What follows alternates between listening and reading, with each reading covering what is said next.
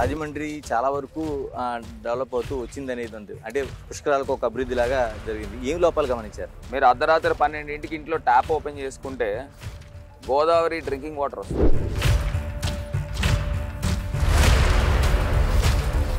జనసేన తోడైంది తెలుగుదేశం పార్టీకి. మరి ఆ బలంతో ఎలా ఢీకొనబోతున్నారు? ఇవాళ అభివృద్ధిని ఆశీర్వదించండి. ఒకవేళ అభివృద్ధి జరగలేదని మీరు భావిస్తే ఓటు కూడా వేయొద్దని కూడా చెప్తాను. రేట్ బ్యాచ్ ఏంటి? రాత్రి 9:30, 10 గంటలైతే రాజమండ్రిలో ప్రజలు అంటే ఆడవాళ్ళు కాదు మగవాళ్ళు సైతం బయటికి రాని పరిస్థితి ఏంటి? ఇలా చొక్కా ఓపెన్ చేస్తే ఇక్కడ జై ఆదిరెడ్డి అనే వస్తుంది.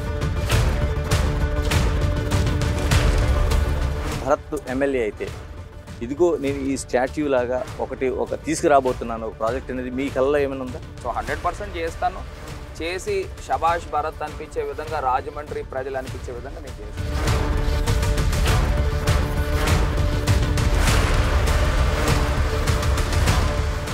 మార్గాని భరత్ ఆయన రాజమండ్రికి పార్లమెంట్ సభ్యులు. ఇప్పుడు రాజమండ్రికి నేనే ఎమ్మెల్యే అంటున్నారు. ఇంతకీ పార్లమెంటు సభ్యులు ఎమ్మెల్యే ఏంటి? ఆయన్ని అడుగుదాం.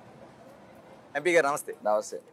ఎక్కడైనా ఎమ్మెల్యే అయిన తర్వాత అంటే ఒక నియోజకవర్గంలో 7 శాసనసభ నియోజకవర్గాలు ఉంటాయి. దాని అంతటికి ఒక కింగ్ హోల్డర్గా ఎంపీ అవ్వాలనుకుంటారు. మీరు ఎంపీ నుంచి రాజమండ్రి రావాలనుకుంటున్నారు. అంటే ఇందులో పెద్ద కొత్త ఏం లేదు. ఇప్పుడు జగన్ అన్న కూడా మీరు చూస్తే ఫస్ట్ ఎంపీనే, తర్వాత ఎమ్మెల్యే అయ్యారు. ఒకటి అందరూ కూడా ఫస్ట్ ఎమ్మెల్యే నుంచి ఎంపీకి వెళ్ళడం వలన చాలా కష్టమవుతుంది. మీరు ఫస్ట్ దేశాన్ని చూస్తారు అనుకోండి, చాలా ఎక్స్పోజర్ వస్తుంది. నేను యాజ్ అన్ ఎంపీగా నేను చెప్తా ఉన్నా, ఎంపీగా నేను మొత్తము స్టార్ వాట్స్ని అందరినీ చూసాం, వాళ్ళు మాట్లాడే విధానాన్ని చూసాం, పార్లమెంట్లో వాళ్ళు వ్యవహరించే తీరుని చూసాం. నిజంగా ఇండియా వైడ్ ఎక్స్పోజర్ వస్తుంది.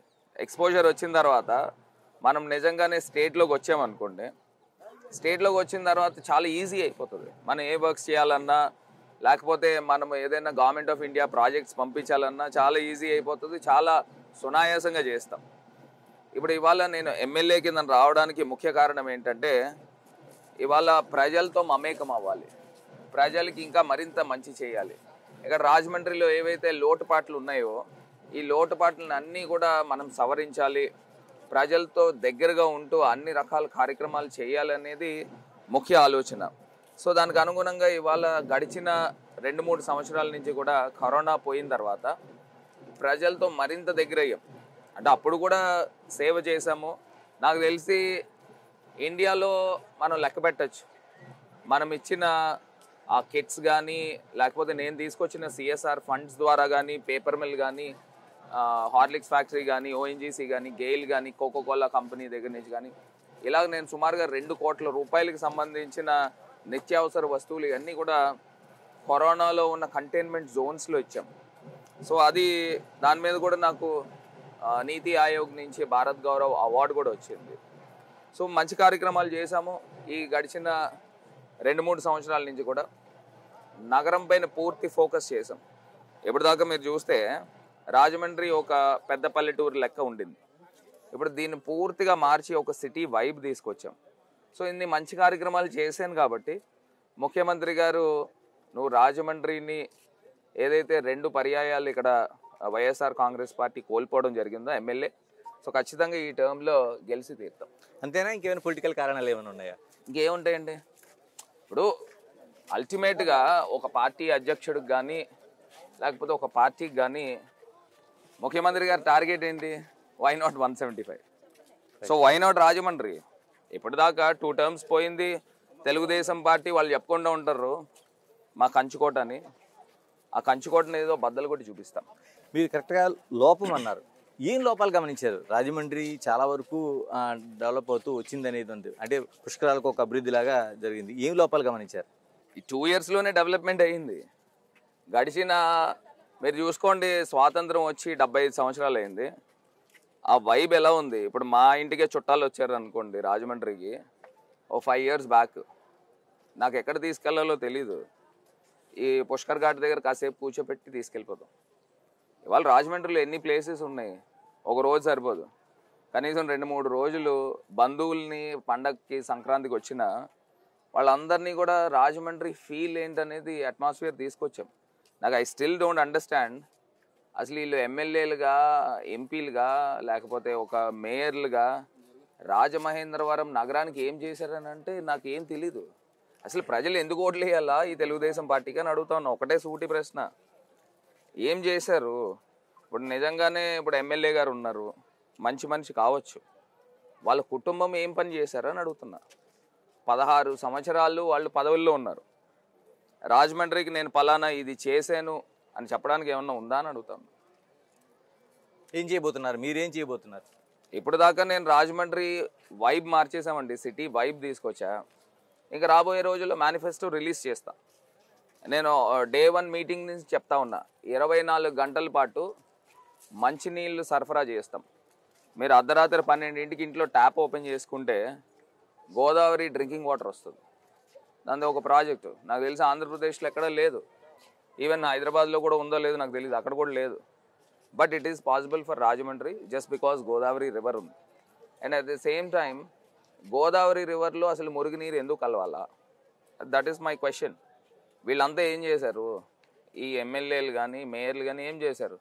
ఇవాళన్న రోజుకి కూడా ప్రతి చోట గోదావరిలో సీవేజ్ వాటర్ కలుస్తుంది. దాన్ని ఎందుకు అరెస్ట్ చేయలేదు? దానిపైన పూర్తి ఫోకస్ చేస్తాం. ఇప్పుడు కంబాల్ చెరువు ఏదైతే స్టామ్ వాటర్కి క్యాచ్మెంట్ పాయింట్ ఉందో అది ఇదివరకు drain water catchment point. At the same time AB Nageswara Rao park కూడా డ్రైన్ వాటర్ క్యాచ్మెంట్ పాయింట్. అసలు ఈ దౌర్భాగ్యమైన పనులు ఎందుకు వచ్చినాయి? ఇప్పుడు మేము కంబాల్ చెరువులో నేను చెప్తున్నా, నాట్ ఈవెన్ ఒక సింగిల్ డ్రాప్ వాటర్ కూడా డ్రైనేజ్ వాటర్ కలవదు. ఇవాళ దాన్ని ఎంత అద్భుతంగా తయారు చేసాం. ఐ ఈవెన్ ఛాలెంజ్, ఈవెన్ హైదరాబాద్లో అలాంటి పార్క్ చూపించమనండి. I even challenge. ఇలాగ అంటే ఎంతసేపు డెవలప్మెంట్ అంటే మనకి రోడ్డు పైన రోడ్డు వేయడం, పార్కులు వేయడమే కాకుండా ఉపాధి అవకాశాలు లేని ప్రాంతంగా మనకి రాజమండ్రి కనిపిస్తుంది. ఇక్కడ చదువుకున్న పిల్లలు ఎక్కడికెక్కడికో వెళ్ళిపోయే పరిస్థితి ఉంది. దాన్ని ఏమైనా ఆలోచన ఏమైనా ఉందా? ఒకటి, మీరు స్ట్రైట్ పాయింట్కి వచ్చారండి. ఇప్పుడు ఎంటర్టైన్మెంట్ పాయింట్ ఆఫ్ వ్యూలో రాజమండ్రికి అసలు తక్కువ లేకుండా మొత్తం చేసాం. కాకపోతే మీరు అడిగేది జాబ్ ప్రొవైడర్స్ కింద అని అడుగుతున్నారు. ఉద్యోగ కల్పన గురించి మాట్లాడుతూ ఉన్నారు. ఆ ఉద్యోగ కల్పన గురించి కూడా నేను ఒక అంశం అయితే క్లియర్గా చెప్తాను. నాకు ఇచ్చింది 5 years టైంలో 3 years కరోనాతో పోయింది, 2 years ఆపర్చునిటీ ఇచ్చారు. ఆపర్చునిటీ ఇచ్చినప్పుడు మనం ఉద్యోగ కల్పన చేయాలి అని అంటే మన ప్రాంతాల్లో కొత్త ఇండస్ట్రీలు రావాలి. మన ప్రాంతాల్లో కొత్త ఇండస్ట్రీలు రావాలి. ఆ కొత్త ఇండస్ట్రీలకి అనుగుణంగానే మీరు ఇవాళ అనపర్తి దగ్గర చూసినట్టయితే గ్రాసియం ఇండస్ట్రీ వచ్చింది, కెమికల్ ఫ్యాక్టరీ. ఆ కెమికల్ ఫ్యాక్టరీలో మీకు తెలుసో తెలీదో 2000 మంది కొత్త ఉద్యోగాలు కల్పించడం జరిగింది. 2000 మంది అంటే it's not a small thing.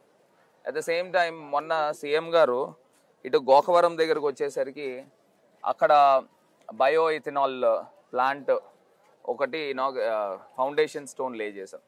నాకు తెలిసి ఇంకొక 6 monthsలో ఆ ప్లాంట్ కూడా కంప్లీట్ అవుతుంది. అది కంప్లీట్ అయినప్పుడు అక్కడ కూడా కనీసం 1000-1200 ఉద్యోగాలు వస్తాయి.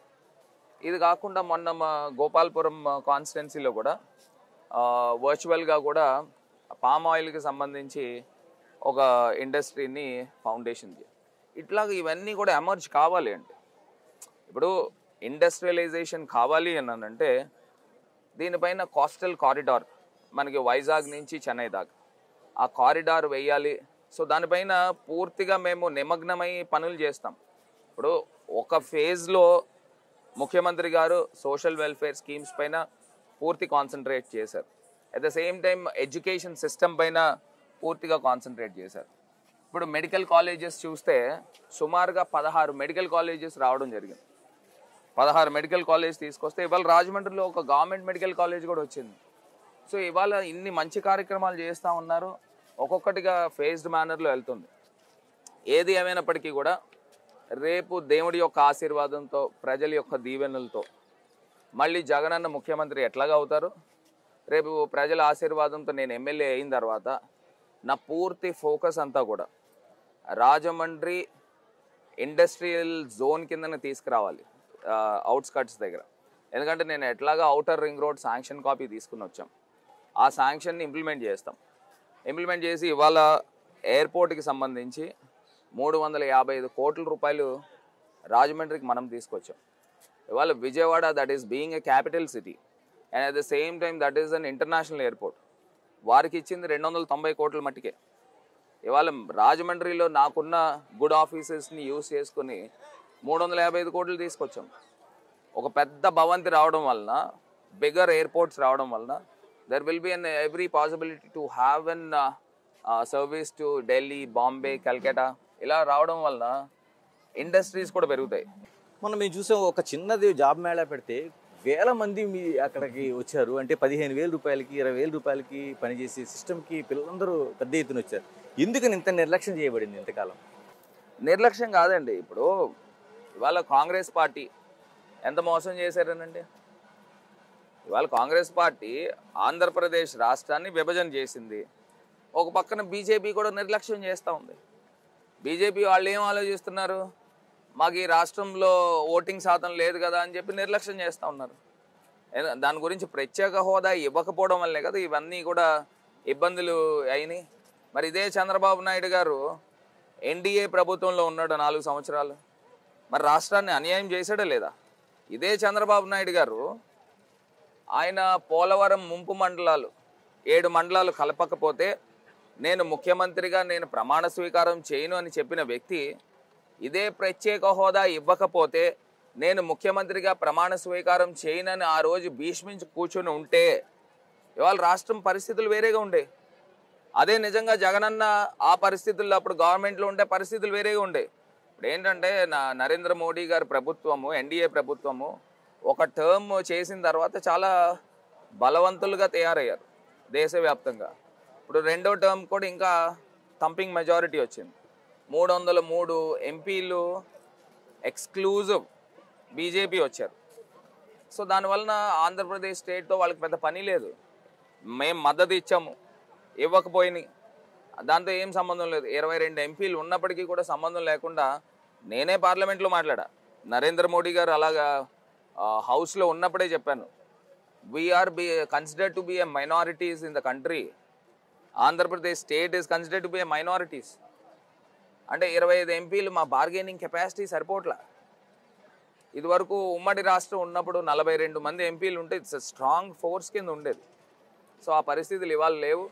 ఏదైనప్పటికీ కూడా ఖచ్చితంగా ముఖ్యమంత్రి గారి యొక్క పోరాట పటిమ వల్లనే ఇవాళ కేంద్ర ప్రభుత్వం నుంచి కొన్ని అంశాల్లో మ్యాక్సిమం రాబట్టుకున్నాం. ఇవాళ నేషనల్ హైవేస్ చూస్తే మా ఎంపీలందరం కూడా మాట్లాడితే నితిన్ గడ్కరీ గారి దగ్గరికి, ఆఫీసర్స్ దగ్గరికి వెళ్ళడం, నేషనల్ హైవేస్ అద్భుతంగా తీసుకుని రావడం జరిగింది. సో నాకు తెలిసి మహారాష్ట్ర, యూపీ తర్వాత బిగ్గెస్ట్ రోడ్ నెట్వర్కింగ్ ఆంధ్రప్రదేశ్కి రావడం. ఇలా ఇక్కడ రాజకీయాలకు వద్దాం. అంతకుముందు మీరు చెప్పినట్టు ఇది ఒక కంచుకోటగా తెలుగుదేశం పార్టీ అంతా భావించింది. తర్వాత కాంగ్రెస్ తర్వాత ఎక్కడా కూడా గ్యాప్ లేకుండా పోయింది. ఇప్పుడు జరుగుతున్న ఎన్నికల్లో ఫ్యాక్టర్ వేరే కనిపిస్తుంది. జనసేన తోడైంది తెలుగుదేశం పార్టీకి. మరి ఆ బలంతో ఎలా ఢీకొనబోతున్నారు? నేను ఇవాళ ప్రజల్ని ఒక్కటే అడుగుతానండి. నేను ప్రజలు నాకు ఓటేయమని నేను అడగను, అభివృద్ధికి ఓటేయమని అడుగుతా. నేను ఇవాళ భరత్కు ఓటేయమని కూడా అడగట్లా. రాజమండ్రిలో అభివృద్ధి జరిగితే ఇవాళ అభివృద్ధిని ఆశీర్వదించండి. ఒకవేళ అభివృద్ధి జరగలేదని మీరు భావిస్తే ఓటు కూడా వేయొద్దని కూడా చెప్తాను. ఇవాళ ఒక నీచ రాజకీయాలకి తెలుగుదేశం పార్టీ వాళ్ళు ఉన్నారు. నేను ఒక్కటే అడుగుతున్నానండి, ఇవాళ బ్లేడ్ బ్యాచ్ కల్చర్ ఎక్కడి నుంచి వచ్చింది? పచ్చబొట్టు కల్చర్ ఎక్కడి నుంచి వచ్చింది? గంజాయి కల్చర్ ఎక్కడి నుంచి వచ్చింది? వీళ్ళు కాదా పెంచి పోషించే వాళ్ళు? ఇవాళ రాజమండ్రిలో ఇలాగ భుజం కొట్టి అడిగితే చెప్తారు పేర్లు, ఎవరెవరి పేర్లు ఉన్నాయని. ఇవాళ ఒక ఎడ్యుకేటెడ్ యంగ్స్టర్గా నేను ఇవాళ ఒకటే అంశం చెప్తా ఉన్నా, my focus is completely on development. అది ఒకటి, దాంతోనే నేను బతుకుతాను. రోజు నేను రివ్యూ చేసుకుంటా, ఈ నెల నేను ఏమేమి సాధించాను, నెక్స్ట్ మంత్ నేను ఏమేమి చేయబోతున్నాను, ఇవన్నిటిపైన పూర్తి ఫోకస్ చేస్తాను. ఆ ఫోకస్కి అనుగుణంగానే నేను పనిచేస్తాను. మీరే ప్రస్తావించారు బ్లేడ్ బ్యాచ్ అని. అసలు రాజమండ్రి కల్చర్ అంటే మీ ఫాదర్ గారి దగ్గర నుంచి కూడా రాజమండ్రిలో ఒక పీస్ఫుల్ సిటీగా రాజకీయాలు చేస్తూ వచ్చారు. అలాంటి ఒక బ్లేడ్ బ్యాచ్ ఏంటి? రాత్రి 9:30, 10 గంటలైతే రాజమండ్రిలో ప్రజలు, అంటే ఆడవాళ్ళు కాదు మగవాళ్ళు సైతం బయటికి రాని పరిస్థితి ఏంటి? అది ఇంత పెద్ద సిటీకి షేమ్ఫుల్గా అనిపించడం లేదా? షేమ్ఫుల్లేనండి. అదే ఇలాంటి వాళ్ళు ప్రజాప్రతినిధులు అయితే పరిస్థితులు ఎలా ఉంటాయంటే ఇలానే ఉంటాయి. ఇప్పుడు ఎడ్యుకేటెడ్ యంగ్స్టర్స్ సమాజం హితం కోసం పనిచేయాలి, అంతే తప్పితే వీళ్ళు మీరు రెక్కీ చేశారు. ఒకసారి రాజకుమారి గారు ఎస్పీ కింద ఉన్నప్పుడు ఇలా చొక్కా ఓపెన్ చేస్తే ఇక్కడ జై ఆదిరెడ్డి అనే వస్తుంది. అలాంటి వాళ్ళు సుమారుగా 400-500 మంది ఉన్నారండి. దాని తర్వాత రెక్కి ఇవన్నీ అయిన తర్వాత మళ్ళీ వాళ్ళ పేర్లు వచ్చేస్తున్నాయని వాళ్ళతోనే జై జగన్ అని పెట్టించారు. ఆ స్థితిలో వీళ్ళ మైండ్ సెట్స్ ఉన్నాయి. ఎలాగంటే ఇంత పోలీస్ వ్యవస్థ ఉంది. ఇప్పుడు ఆదిరెడ్డి ఏమో మీది బ్లేడ్ బ్యాచ్ అంటారు, మీరేమో ఆయన అడగడానికైనా ఒక అర్థం ఉండాలి కదా. అంటే ఎలాగా పోలీస్ ఏం చేస్తుందని ఒకటి అడగడానికైనా అర్థం ఉండాలి కదా. నా దగ్గర ఒకడైనా ఉంటాడా? ఇవాళ మీరు ప్రజల్ని ఎవరినైనా అడగండి, క్లీన్ ఇమేజ్తో ఉంటా ఉన్నాం. ఇవాళ కరప్షన్ అనే పదాన్ని నా దగ్గరికి రానియను. ఇవాళ వాళ్ళు ఏదో చెప్తా ఉంటారు 25% కమిషన్ అండి. I'm born with a golden spoon అండి. ఇవాళ మేము ఆస్తులు అమ్ముకుని మేము రాజకీయాలు చేస్తున్నాం, నాకు అవసరం లేదు. వాళ్ళ జీవితాలు ఎలా ప్రారంభమైనాయి? ఒక అర్ధింట్లో ఉంటూ సైకిల్ తొక్కుకుని కదా ప్రారంభమైంది. 100 కోట్లు ఎట్లా సంపాదించారు? వాళ్ళ వ్యాపారాలు ఏంటి? వడ్డీ వ్యాపారం కాదా? వాళ్ళ వ్యాపారాలు చిట్ల వ్యాపారం కాదా? మీరు ప్రతి పేటకెళ్ళండి, ఒక 100-150 గజాలు స్థలాలు ఉంటాయి, లేకపోతే చిన్న చిన్న ఇల్లులు ఉంటాయి. అవి ఎక్కడి నుంచి వచ్చినాయి? ఈ పూర్తిగా జల్లిడి పడితే వెళ్ళి హిస్టరీ ఒక 20 ఇయర్స్ నుంచి చేస్తే ఎక్కడైనా ఒక 10 లక్షలు 20 లక్షలు అప్పు ఇస్తే వాళ్ళు అప్పు కట్టలేక వాళ్ళ స్థలాలు వాళ్ళకి దారాదత్తం అయిపోయినాయి. అలా సంపాదించుకునే ఇవన్నీ. నేను తప్పు పట్టట్లా, వడ్డీ వ్యాపారాలు చేయొద్దని నేనేం చెప్పను, అక్రమ వడ్డీలు చేయకూడదని అంట.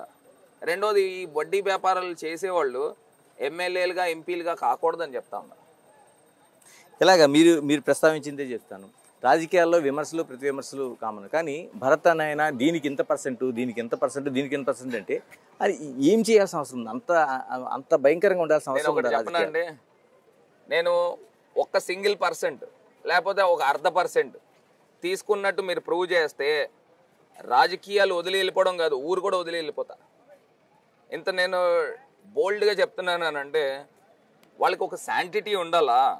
ఎవడో పలానా ఓడు ఇది నాకు డబ్బులు ఇచ్చాడని ఒక్కడితో చెప్పించమనండి, ఊరు వదిలేసి వెళ్ళిపోతాను. ఇంక అంతకన్నా నేను చెప్పగలిగేది ఏం లేదు. ఇలాగ భరత్ గారి పేరు గుర్తొచ్చిన వెంటనే జక్కంపూడి రాజా పేరు గుర్తొస్తుంటారు చాలామంది జనాలకి. ఏంటి ఒకే పార్టీలో అంటే ఒక వరగా అనుకోవాలా, 2 కత్తులుగా? ఏముంటుందండి, ఇప్పుడు ఆయన ఒక నియోజకవర్గం, నాది ఒక నియోజకవర్గం. జగన్ అన్న నాకు ఒక కంపార్ట్మెంట్ ఇచ్చారు, ఆయనకు ఒక నియోజకవర్గం ఇచ్చారు. ఎవరి నియోజకవర్గంలో వాళ్ళు ఉంటూ పార్టీ అభివృద్ధికి పనిచేస్తాం. మరి జనాలకు వేరే ఇండికేషన్ పోవట్లేదా? దేనికి వెళ్తుందండి? ఇద్దరి మధ్య వైరుధ్యాలది ప్రతిరోజు మీడియాలోనో సోషల్ మీడియాలో ఒక్కొక్క నియోజకవర్గం అండి. ఇప్పుడు నా నియోజకవర్గంలో ఆయన వేలు పెట్టడు, ఆయన నియోజకవర్గం నేను వేలు పెట్టను. ఇద్దరు కూడా పనిచేసేది ఎవరికి పనిచేస్తామంటే పార్టీ అభివృద్ధి గురించి. ఆ నియోజకవర్గం ప్రజలకి ఆయన కృషి చేస్తాడు, నా నియోజకవర్గం ప్రజలకి నేను కృషి చేస్తాను. ఇందులో ఏముంటుంది? As simple as that. ఏముంది అంటే చాలా వరకు ప్రాజెక్టులు చెప్పారు. భరత్ ఎమ్మెల్యే అయితే ఇదిగో నేను ఈ స్టాట్యూ లాగా ఒక తీసుకురాబోతున్నాను ఒక ప్రాజెక్ట్ అనేది మీ కళ్ళలో ఏమైనా ఉందా? అంటే ఒక ఐకానిక్. నేను ఒకటండి, ఇప్పుడు నేను ఒక సాఫ్ట్వేర్ పార్క్ తీసుకొస్తా, ఖచ్చితంగా తీసుకొస్తా. కలెక్టరేట్ కానుకుని 2 ఎకరాల స్థలము ఆల్రెడీ డెడికేట్ చేసి మినిస్టర్ అశ్విని వైష్ణవ్ గారికి స్టేట్ గవర్నమెంట్ నుంచి ప్రపోజల్ చేసి పంపించినాము. సో ఖచ్చితంగా ఆ ఒక ఐకానిక్ సాఫ్ట్వేర్ పార్క్ తీసుకుని వచ్చి ఆ చుట్టుపక్కల ప్రాంతాలన్నీ కూడా ఒక ప్రైవేట్ ప్లేయర్స్ వచ్చే విధంగా దాన్ని అంతా కూడా ఒక ప్యూర్ ఐటీ ఇండస్ట్రీ, ఐటీ పార్క్ని తీసుకొచ్చే కార్యక్రమం చేస్తాము. రాజమండ్రిలో ఉన్న యువత అందరూ కూడా, మీరు ఇందాక చెప్పారు బెంగళూరు హైదరాబాదు వెళ్తున్నారు, ఆ పరిస్థితుల్లో రాబోయే నెక్స్ట్ 5 years ఉండవు. సో 100% చేస్తాను. చేసి షబాష్ భరత్ అనిపించే విధంగా, రాజమండ్రి ప్రజలు అనిపించే విధంగా నేను చేస్తాను. ఇలాగా మిగతా అంశాలకు వస్తే పార్టీలో అంతర్గతంగా అంటే భరత్ కొత్త వాళ్ళందరినీ కలుపుకెళ్తున్నాడు కానీ పాత వాళ్ళు దూరం అవుతున్నారనే ఒక విమర్శ ఒకటి ఉంది. ఇప్పుడు కొత్త రక్తం రావాలా, కొత్త పాత కలయికతోనే ఇవన్నీ ముందుకు వెళ్తుంది. ఇవాళ ఎవరైనా ఊహించారా జగన్ అన్న నాకు ఎంపీ సీట్ ఇస్తారు లేకపోతే ప్రజలు ఎన్నుకుంటారని ఎవరైనా ఊహించారా? అందరూ కూడా బీసీ అనేసరికి అందరూ ఇలా చేయబెట్టారు, ఈ భరత్ అనేసరికి ఇలా పెట్టారు. ఇవాళ మొత్తం అన్నీ కూడా అందరు అంచనాలు పటాపంచలు చేసి ఇవాళ ప్రజలకు మంచి చేసామా లేదా? ఇవాళ ఆమె ప్రూవెన్ ఎంపీ ఆర్ నాట్, అదొకటే నేను అడుగుతా. ఇవాళ రాజమండ్రిలో అభివృద్ధి చేస్తేనే ఓటేయమని అడుగుతా ఉన్నా. ఇవాళ నేను ఇంత ధైర్యంగా నేను మాట్లాడుతున్నాను అని అంటే ముఖ్యమంత్రి గారిది కూడా సేమ్ స్టైల్. ఆయన్ని చూసే మేము ఫాలో అవుతున్నాం. ముఖ్యమంత్రి గారు కూడా ఇదే అడుగుతున్నారు. నా వలన మీ ఇంట్లో మంచి జరిగితే నన్ను ఆశీర్వదించండి, ఒకవేళ మంచి జరగలేదు అని అంటే వద్దు అని కూడా చెప్తా ఉన్నారు. నేను కూడా అలానే చెప్తున్నా, నా వల్ల రాజమహేంద్రవరంలో అభివృద్ధి జరిగితే నన్ను ఆశీర్వదించండి, అభివృద్ధి జరగలేదు అని మీరు భావిస్తే వద్దు అని కూడా చెప్తాం. చివరిగా చెప్పండి భరత్ గారు, నవరత్నాలు అనేవి ఒక పెద్ద ప్రచారంగా ఉంటుంది. మీకు ఒక ప్రోగ్రామింగ్ అంటే ఓట్లు పడడానికి ఒక ప్రధాన కారణంగా చెప్తున్నారు. ఇక్కడ పరిస్థితులు ఎలా ఉన్నాయి అంటే ఇక్కడ ఆ రిసీవ్ ఉందా ప్రజల నుంచి? అంటే ఖచ్చితంగా అండి. ఇప్పుడు పవర్ పీపుల్, బీపీఎల్ లైన్లో బడుగు బలహీన వర్గాలు ఇట్లాగ ప్రజలు ఉన్నారు. ఈ ప్రజలందరికీ కూడా ముఖ్యమంత్రి గారు సాచ్యురేషన్. ఇప్పుడు ఇవాళ రాజమండ్రిలో సుమారుగా 2,70,000 మంది ఓటర్స్ ఉన్నారు. అంటే 3.5 లక్షల మంది పాపులేషన్ ఉంటారు. ఇందులో 170% పైనే ఇవాళ సంక్షేమ కార్యక్రమాలు అందుతూ ఉన్నాయి. ఇంటింటికి తలుపు కొట్టి వాలంటీర్స్ తీసుకెళ్ళి పెన్షన్ ఇస్తూ ఉన్నారు. ఇంటింటికి తలుపు కొట్టి రేషన్ కానీ లేకపోతే పప్పులు కానీ షుగర్ కానీ ఇవన్నీ ఇస్తూ ఉన్నారు. సో ఇలాంటి ప్రభుత్వం ఎక్కడ దొరుకుతుందండి? ఎక్కడ కూడా దొరకదు.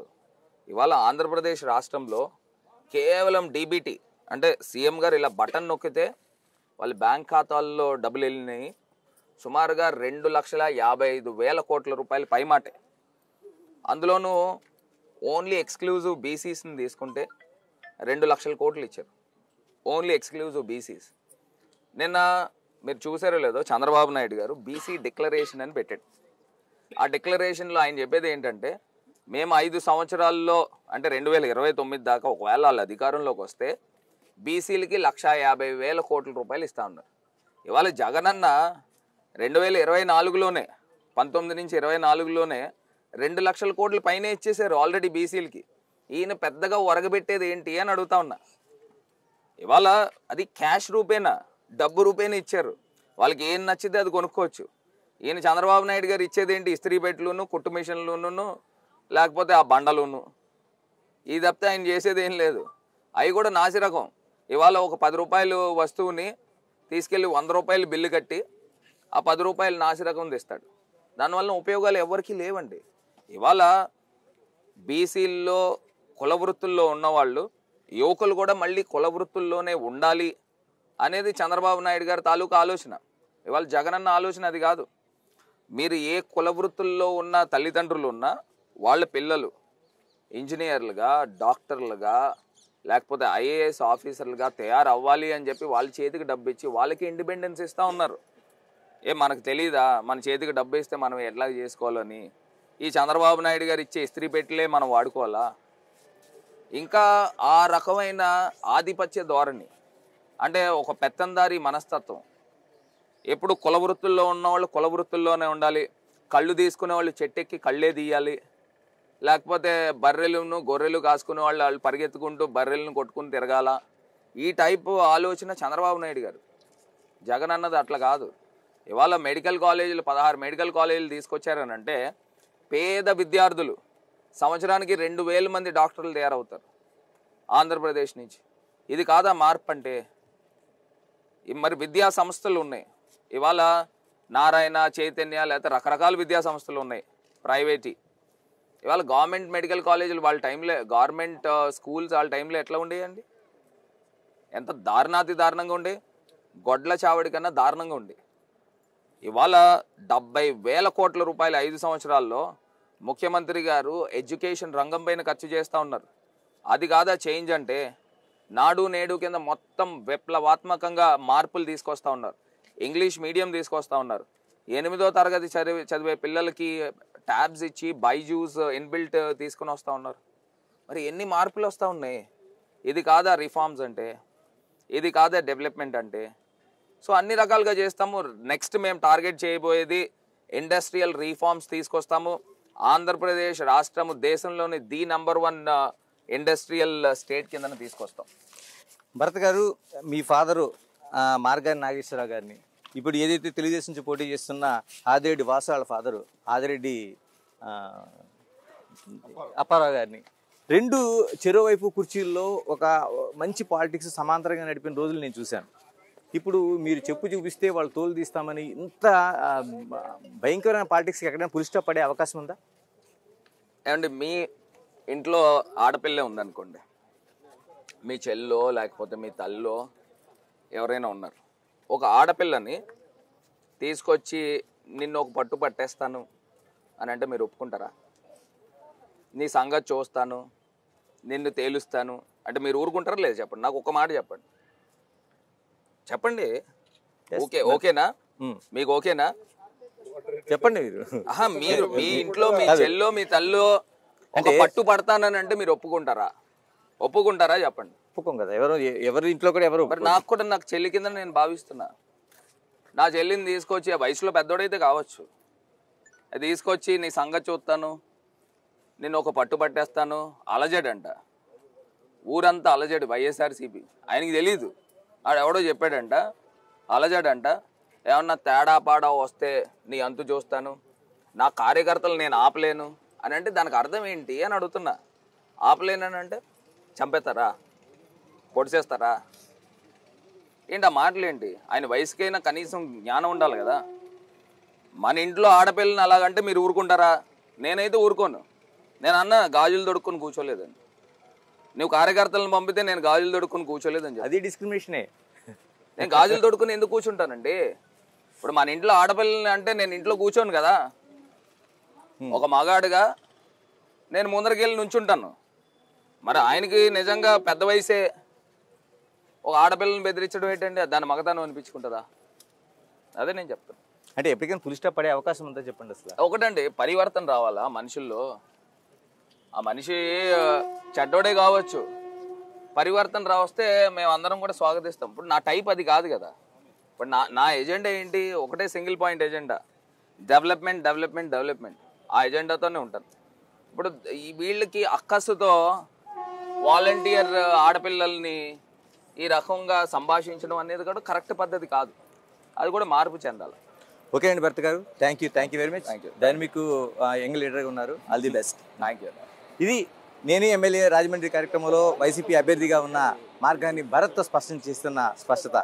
అభివృద్ధి ఒకే ఒక ఎజెండాగా వెళ్తున్న తనకు అదే అభివృద్ధి గెలిపిస్తుందని ధీమా వ్యక్తం చేస్తున్నారు. ఏది సుదర్శన్ మరో నియోజకవర్గంతో మళ్ళీ కలుద్దాం. ఎట్లా చేద్దాం? Signing off, this is Ganesh.